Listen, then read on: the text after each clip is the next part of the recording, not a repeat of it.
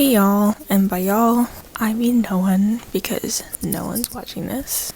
Welcome to the last video of the year, I think. As you can see, I've already had my makeup on because I feel like it. This video is gonna be ranking the books I've read this year, year of our Lord 2023. I'm not gonna talk about all the ones that I read because I've read a lot and I can't remember all the ones I've read, and I don't feel like talking about all of them. Deal with it? I don't know, man. Obviously, this wouldn't be a video book reading wrap up of 2023 without a ranking system, because people have been doing ranking videos for as long as I've watched YouTube. However, it seems like 2023 is the year to be ranking things. So naturally, I had to join the fun. I had to be part of it. Here, I'm going to use some tiers. Going with the basic S, A, B, C, D tiers is boring. And we don't like boring things on this channel. That's why we fucking hate George Orwell. So naturally, the next best thing to do is to rank the books I've read that I'll be talking about with my favorite Wendy Williams clips. Now, if you don't know who Wendy Williams is, get off of your high horse. Get out of the rock you're living under. Before I do my rankings, let's go through each tier. So first we've got... She's an icon, she's a legend, and she is the moment. For our S tier, because this perfectly describes the books that leave me speechless. It's in a good way, of course. These are the best books. I have no notes. Everyone needs to read these books right now if they want to reach self-actualization. We have our A tier, which I'm going to use. What am I going to wear? How am I going to walk? What wig should I wear? How am I going to act? Am I going to cry? I need to strategically plan my outfit for when I go to meet these authors of these books and personally thank them for their service and their contributions to the book community, because they did that. And for our B tier, I need to pick a clip that perfectly describes my je ne sais quoi, my compelled neutrality for the book. It's not a great book, but it wasn't bad, you know what I mean? Maybe the book passed under the radar and most people or haven't heard of it, but they should hear about it, and it should have gotten more reads over this year, or in general, or maybe it was just so god-awful that it's like a fly you hear buzzing in your ear, but it's actually not a fly and it's a mosquito, and you're like, what the fuck? Get out of my ear. Why are you here? So naturally, I had to put the...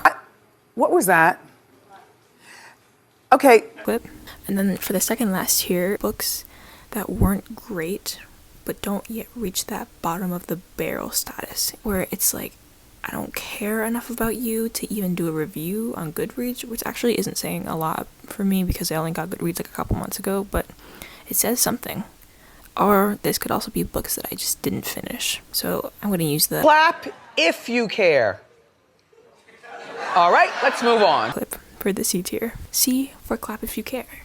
And then finally, we have the bottom of the barrel, the tier that's for the worst of the worst. And this is books that I almost wish that were not written in a way. The authors who wrote these books should have their writing license revoked. I know you don't need a writing license in Canada and in most countries, but if they existed and if they were required, they should not have that. She passed away? Oh. All right. So now it's time for our set of books that I've read in 2023. Our first book on the roster is Angeline Boulley's Firekeeper's Daughter. Now this is a book that I read for English class in grade 11, so last year. I haven't heard a bunch of noise about this book. I would not have read it if it was not in my English class. It's about an indigenous girl. I can't remember the main character's first name. Her dad died. Something bad happens to her uncle who dies. She has to be like an FBI agent and solve what happened. It's really dark. It's a dark book. And honestly, I could not remember the synopsis of the book to save my life. But trust, I did read that and it was a good book. And I think it should have gotten more reads or been more popular or made more noise. I think it came out in 2021. I'm going to put it in tier B.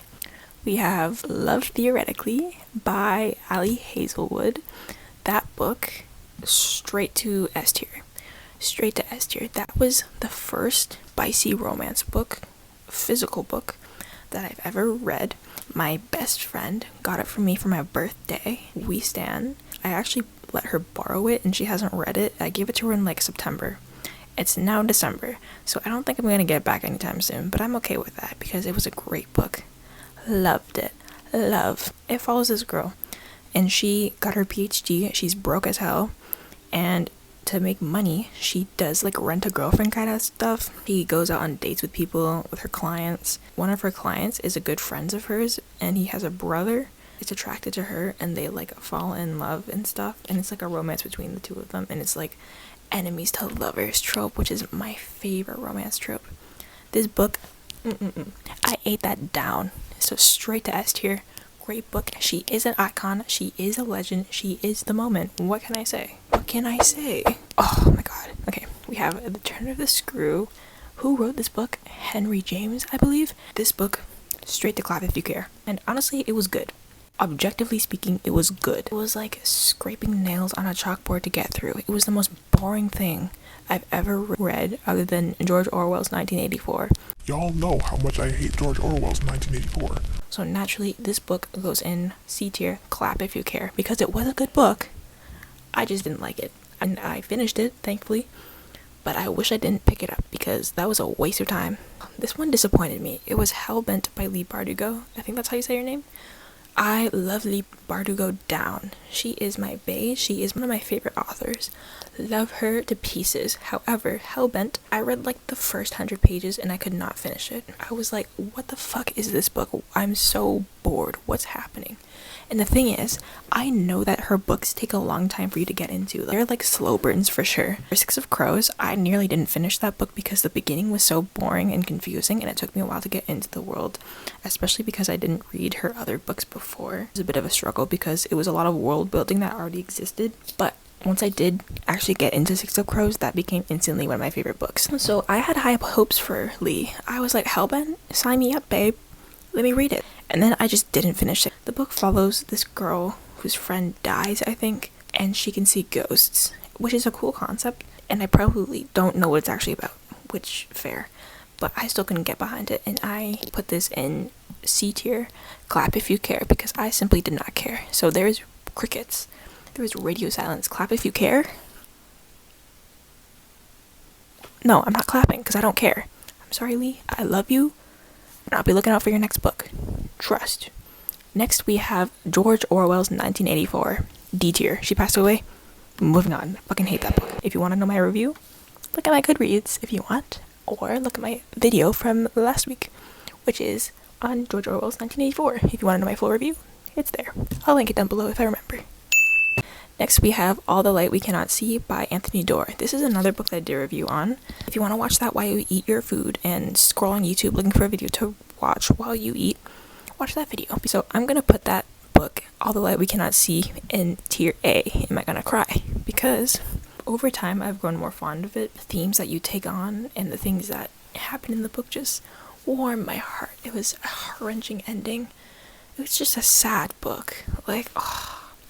But Anthony Doerr, he ate that down. He might look like Mr. Clean, but he still is a great author, and I will not read any more of his books, but that book was worth being read. So am I gonna cry? Yes.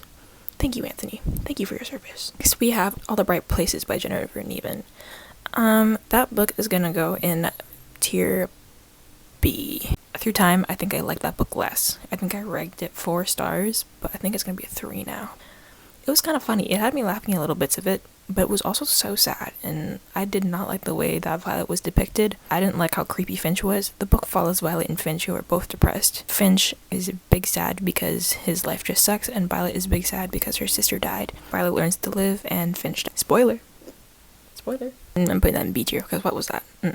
Next, we have High Society by Ally Carter. When I was younger, in like grade 6, grade 7, I ate Ally Carter books down. I loved her down. Yager Girl series, ate that down. Scrumptious. Ally Carter and I were like this. However, High Society, it's a YA book. It's about this girl who is a professional thief, and she's like 16. She tries to steal paintings back so that her father doesn't get killed because he's also a thief, but he was framed. Good book, I guess, but I simply did not care. I did find the book was a bit juvenile. Whoa, who would have thought a YA book is a bit juvenile? I know. But like the writing would just kind of spoon fed to you, and this does not leave any room for the imagination. I'll put it in B tier. Next we have The Love Interest by Cale Dietrich. I am so sorry to Cale if I said his name wrong. Loved his book. I really like that book.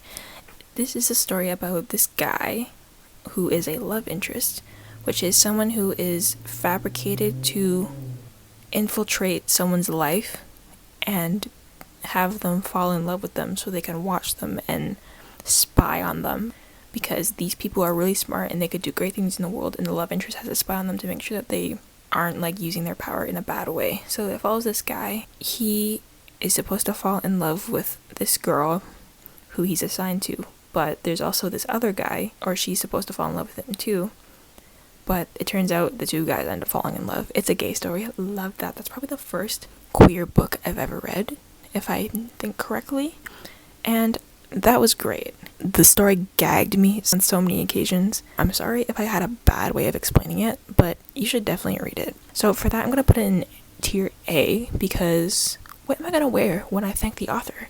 Am I gonna cry? What wig am I gonna wear? It was really good. Give the author a little bit of love. Next, of course, we have Six of Crows by Lee Bardugo. This book, straight in S tier. That is one of my favorite books.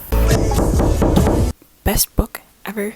Again, slow beginning, slow start, but tropes in it, which is found family, just, they make me feel so warm inside, so happy, so fuzzy. Beautiful book. It follows these 6 delinquents, I guess you could say, who go on a heist together to save this guy. They don't mesh very well together in the beginning, but they all start to be like good friends in the end, and it's so good. It's like a fantasy book. Kaz Brecker has my heart. Inej has my heart. What can I say? Jesper has my heart. Waylon has my heart. Matthias has my heart. Nina has my heart. Okay, this book, bottom of the barrel. Worst book ever. This is The White Princess by Philippa Gregory. Philippa, you need to go to jail, because what the fuck? This book is a period drama, I guess. This book was marketed as a romance. It was most definitely not a romance story that follows this main character, Elizabeth. She becomes the king's mistress. They fall in love. He croaks, and she has to marry the guy who killed him. And he assaults her on multiple occasions, and they're supposed to have a love story? Excuse me, Philippa Gregory? What was that book? Oh, she passed away? Good. I hope Philippa Gregory suffers for this book, because that was awful. I didn't even finish it because I was like, what am I reading? This adult romance is not romancing. It is R-wording. And I don't like that. I don't stand for that. I do not support that. So for that, she goes in D tier, bottom of the barrel. Next we have The Chosen One, written by Echo Brown. I actually liked Echo Brown's writing style, but I just didn't finish the book because I didn't care. So clap if you care. This book follows this girl. I can't remember her name, but she had a really unique name and I liked it. And she's a little bit different. She's not like other girlies. She can see ghosts. I put it in clap if you care because I didn't finish it and I don't plan to. Next, we've got The Cruel Prince by Holly Black. Oh, I actually read the whole series. It's called Folk of the Air. It's like a fantasy novel. It follows the main character, Jude Duarte. I think that's how you say her name. I love Jude down. Her sister Tarian can croak. I hate her so much. Anyways, it follows this girl named Jude who's a human, and she lives in this fairy world, and she has to assimilate, and she wants to be a knight because she's cool like that. And this guy named Carden, who's the prince, the cruel prince, he falls in love with her, and it's a romance story, and it's beautiful. It takes a while to get you into it. It's kind of a slow beginning, like Six of Crows and basically all of Lee's books, but read this book if you have not already. I read this book because of TikTok, and TikTok knew where they were at because it's a great book. I love Carden down. Next we have, okay, this is a book I also covered on my channel. This is The Vanishing Half by Britt Bennett. I'm still doing like essays and stuff for this book, and it's so annoying. Objectively, this was a good book. So I'm gonna put it in B tier because, what was that? I feel like it should have made a lot more noise because it was an interesting novel. Again, I wouldn't have read it if it wasn't for school. Next we have The Selection by Kiera Cass. Now this book, I can see why people like it. I personally did not like it that much. I read the book when I was in about grade 6 for the first time, and I was like, literature, this is it. This is books. This is the kind of romance I like to read. Now I'm like, it's fine, I guess. It's like your classic YA tired love triangle trope. I don't like that trope. It's so annoying and it's rarely well done. I have to put it in B tier. What was that? Because that is the mosquito in my ear. That is the book I wish I did not read because it was a waste of time and it's not very good. Do I recommend it? Sure. If you like love triangles. It is a royal romance, which I like those because I like to project myself into romance stories in royalty because I wish I was rich, but we hate billionaires, so maybe not. I also haven't read any books other than the selection. I know there's like 5 books in the series. I'm not gonna read it because I simply don't care. After that, we have Heartstopper by Alice Oseman. I watched the show before I read the webtoon. I still read it in the form of a webtoon because I don't have the book and it's on hold for like months in the library. So I've just been reading the webtoon. I haven't finished it technically, but it's a beautiful story. We love the gays, we love the theys. I love the representation. Alice Oseman ate down with this book. I would put it in S tier, but I think I'll hold on because it is iconic, but I think I like the series more than I like the book. A tier, am I gonna cry? Yes, I will cry when I meet Alice Oseman because she is my hero and I love her art style. It's so cute. If you haven't seen the show, you should watch the show because it's beautiful and the representation is great. It shows healthy relationships. It follows a coming out story of Nick Nelson. Beautiful book. Next, we have the Shadow and Bone series. I think that's what it's called, by Leigh Bardugo. Again, Leigh Bardugo takes me a long time to get into her books. I read Shadow and Bone, and then the second book, then half of the third book, and then I tapped out because I was like, why am I reading this? It's so boring. I feel like Six of Crows and Crooked Kingdom was Leigh's like best novels. Shadow and Bone was her first novel, I believe, and she did a really good job. I really like her characters. However, her best friend, he's annoying, and for that reason I stopped reading the book because I knew Alina, the main character, was going to end up with him, and I was like, fuck this guy, man, he's so annoying. I like how in the show they made them Asian because representation. That was the best show ever, and I will be pressing charges on Netflix for canceling that show. Next, we have The Queen's Assassin by, I think it's Melissa de la Cruz. Yes. That book, I did not finish it because I didn't care. So see, clap if you care because I have no words, I have no notes. This book spoon feeds the story to you. I predicted it from the first chapter. I was like, oh, she's the princess. Yep, he is gonna fall in love with her, blah, blah, blah, blah, blah. I know exactly what's gonna happen, and it did. So I don't care. I don't care to read that book, and the author is not good. I would put it in Dear. Oh, she passed away, but you know, I'm sure that's one of her first novels and she'll probably get better throughout her career. So I hope her books improve, but that book was just not good. And the cover is low-key kind of ugly. Like the blood looks weird. Next we have Night by Elie Wiesel. I think that's how you say his name. If I don't, I apologize. This is a book about the Holocaust. It's fairly short and easy read. I think it was a beautiful novel. It was kind of heart-wrenching.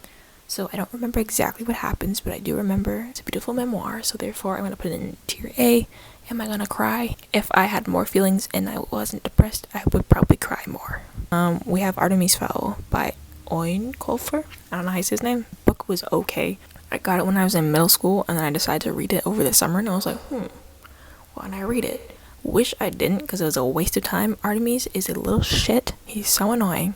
But in like a badass way, you know, like in a main character way, so I can't blame him. But I rank this book C, clap if you care, because I simply did not care. This is not a love scene. Now, this book is written by S.C. Migao. This book was kind of underground literature. I don't think it's that popular, and that's why I'm going to put it in B tier. What was that? Because it was a good book. It's about this girl who is handicapped. She has a wheelchair.